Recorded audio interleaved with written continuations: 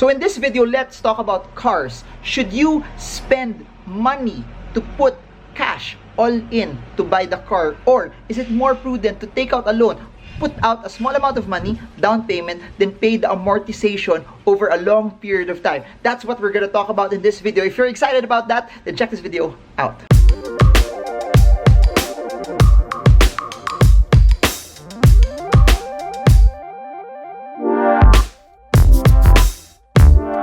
Hi everyone, this is Marvin Germo, and if you're new to this channel, please subscribe and smash that bell so you get updated every time we come up with new content about investing, about the stock market, and this time, personal finance, where we talk about, is it more prudent to pay for your car in cash, or is it okay to pay for it via amortization or taking out a loan? So what are you waiting for? Subscribe, hit the bell, and stay till the end of the video.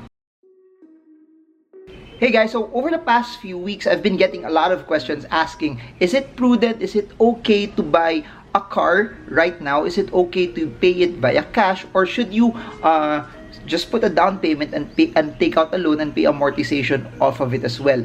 And that's what we're gonna address now. There's been a lot of people asking what's the most prudent way to actually do it. So first things first, there's a large argument of a lot of people saying don't buy a car because it's a liability. If you buy a car, the value of the car will ultimately just go down in value. The value of the car over 5, 7, 10 years, it will just depreciate massively. That's very, very true. Please remember this. A car, in and of itself, its value will depreciate over a period of time. Meaning you buy it today, 2020, 5 years from now, its value will be greatly diminished. So you have to set that tone already when you're buying it. You don't treat it vis-a-vis like the stock market, meaning you buy a stock, it has a potential for you to give you this amount of return. You buy this franchise has a possibility of giving this amount of return for you. You buy real estate, over 10 years, the value might be massively higher than where it was before. For a car, that's not the way it is. The asset itself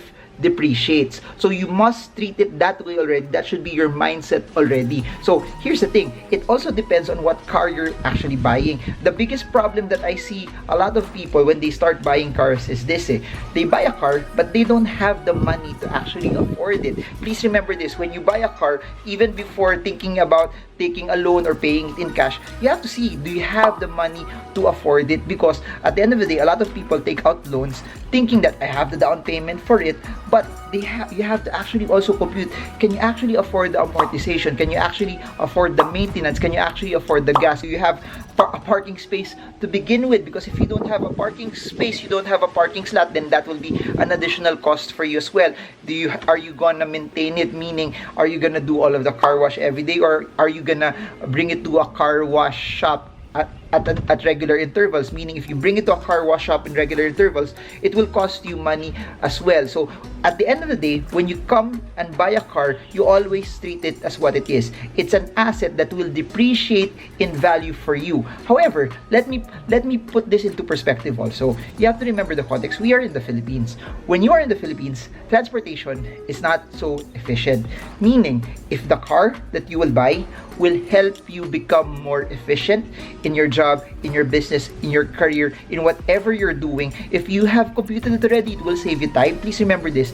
Time is the greatest arbitrage. Meaning, makakatipid ka nga kung di ka nagkukotse, pero if it costs you 3-4 hours daily on commuting versus using a car where it will be faster for you, then maybe it might be a better way for you to just buy a car, because it, again, that 3-4 hours that you save, that will help you generate more money also. And here's the thing, let's not just be sensitive about the amount of money that we will put in. Let's be sensitive also that the amount of money that you put in for that asset, meron bang babalik? Because if you use that car and that car suddenly gets used, you can use it for your business, you can use it for your work, it allows you to become better at your work, in your business, in your job, in whatever you're selling, then it becomes an asset. Then if you see it that, hey, because of this car, I get to generate 50, 100%, 200% more earnings, then it's justifiable. But always please remember this, that when you buy a car, it will always be an asset that will depreciate in value. How you use it, however, will determine if that asset will help you make more or not. If you're just getting it kasi gusto mo magpa-cute, then that's a problem. If you are getting it and then uutang ka for it,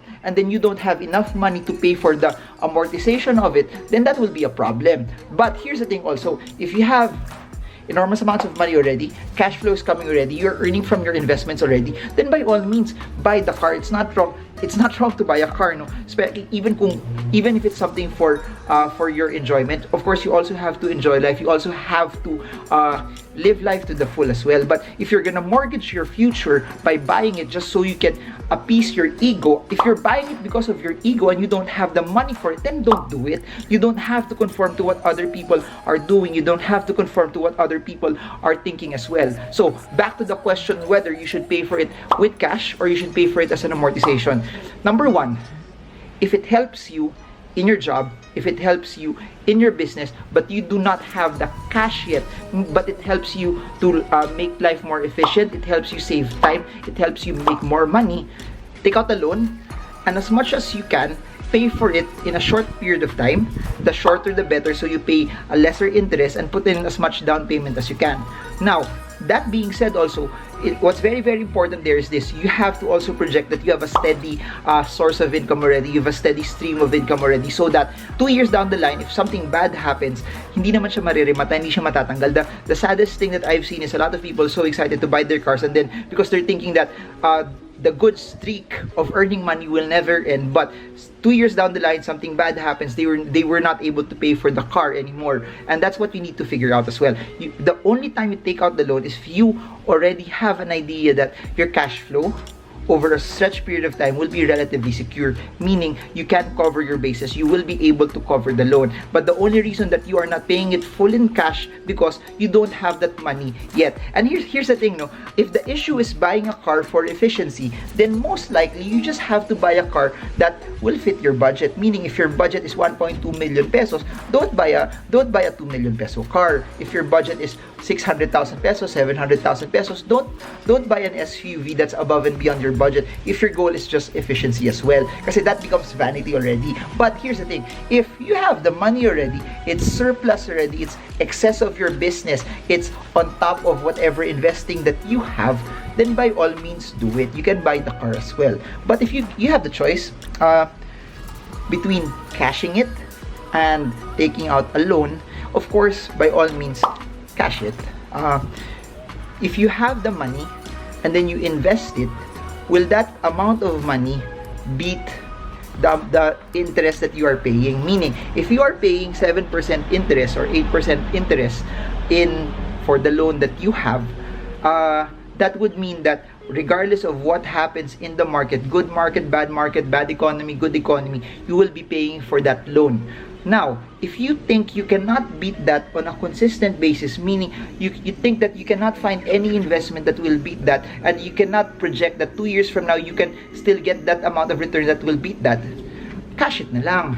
Because if you don't cash it, you're paying a fixed amount of money over a regular period of time. But if you have an asset that will beat it, meaning you get a good deal in real estate, and that good deal in real estate will give you this amount of rental income, and this rental income will be enough to pay for the car, then by all means do it.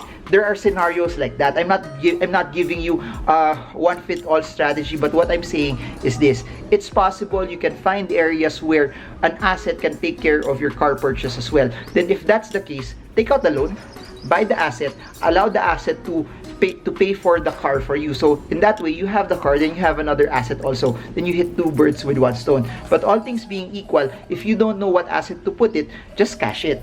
If you have the money already right now. If you don't have the money, kasi if you have the money already, kesa natutulog siya sa bangko, and pag nasa bangko siya, hindi siya kumikita sa'yo, hindi mo gagamitin. And please remember this, when I say na matutulog siya sa bangko, this is money that you've intended for the car. Do not put your emergency fund to buy the car. Do not put your investing fund for the car. Do not put cash money for your kids' education to buy the car. It has to be just intentional money for you to buy the car. So if this intentional money for you to buy the car is already there, it's more than enough already to take care of everything that you need. It's more than enough already to take care of the entire car. Cash it. If the money's not there yet, it's just enough to put in 20%, 30%, 40% down payment. Do the down. Then as much as you can, as long as it's justifiable, that it's reasonable, that yung pagbili mo ng kotse will help you live life better, then also go for it. I'm not the type of person that say tipirin mo yung sarili mo kasi liability yung kotse na yan. Hindi naman. When you're buying a car, And then as you start buying the car, the amortization that you're putting out for the car is say 40% of your income already, then that's a bad purchase. Do not mortgage your future just so you can have a car as well, because please remember this: when you pay for the amortization, there will be other underlying things that you need to factor in when you have a car. A lot of the things from the maintenance, a lot of the things from the renewal, the gas alone, the parking alone, etc. So if you are paying 30 to 40% of your amortization, that's your income already, then it might not be a good car purchase already for you. It might be better, it might be more efficient for you to live in a place near your work so that you don't have to ride a car on a daily basis as well. So even for me, I'll pick that. No, by the way, if you have a choice whether to put that money to buy a condo close to work or to use that money to buy a car, I'll buy the condo. Why? Because the condo has a chance to appreciate. If the condo is close to your work, you just have to walk. You don't have to have the stress of driving. And as you all know, in Metro Manila, it's relatively traffic, and time is very, very important. The amount of time that you save when you commute as compared to just walking will be very, very significant also. So that's my advice to all of you. Know that if I'll put a hierarchy to it. If you have the cash right now, cash it. If the cash is not there, and then you really need the car, it will help you earn more, it will make you more efficient in the way you live your life, then take out the loan. But take out the loan as long as it's justified that the car will help you, and make sure that the amount of amortization that you will pay for that loan is not more than 30 or 40% of your income. Because if it's more than 30 or 40% of your income, it means that you are buying a car that's something that's too expensive. It's something that you cannot afford, and maybe you don't have enough cash for it yet. So the answer to this, it's very, very conditional. The only time you get to do it is you need to know how your finances are. And by the way, if you are in debt, you have a lot of credit card debt, you have other loans that you need to pay out for, do not take out the loan first for the car until you paid off that debt first. That's very, very important. You need to settle other obligations first before you get into a new debt as well.